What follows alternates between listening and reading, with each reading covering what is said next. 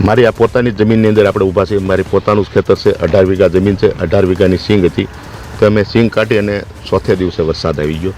એવી જ રીતનું આખા જિલ્લાની અંદર, આમ તો મારા લોકસભાની અંદર ગારિયાધાર મવાની અંદર પણ આ જ સ્થિતિ છે.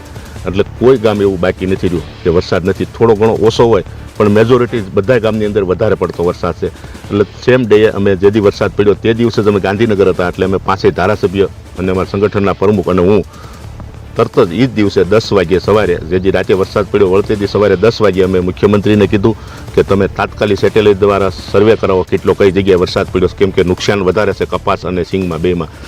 તો ભૂપેન્દ્રભાઈ પટેલ અમારા મુખ્યમંત્રી, એણે પણ ખાતરી આપી અને તરત સૂચના આપી દીધી. એવી જ રીતનું રાઘવજીભાઈએ પણ તરત સૂચના આપી દીધી, એને પણ મળ્યા. એટલે સરકાર ખેડૂતલક્ષી સરકાર છે, એટલે સહાય તો 110% મળવાની. પણ આમાં સહાયના પ્રકાર અલગ અલગ આવે.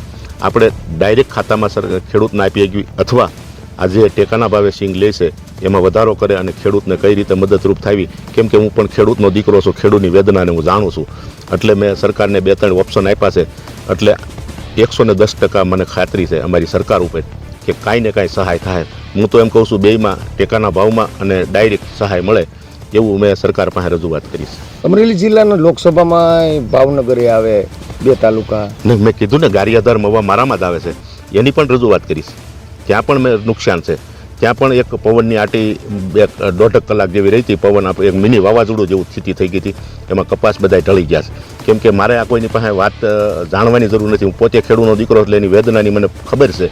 એટલે હું પોતે જઈને તપાસ કરી લઉં અને હું મારે પર ડે સવારે ઉઠી અને ખેતર આવવાનું પછી જ હું મારા જાઉં છું. કેમ કે મને ખેતી પોતાને એટલી ગમે છે.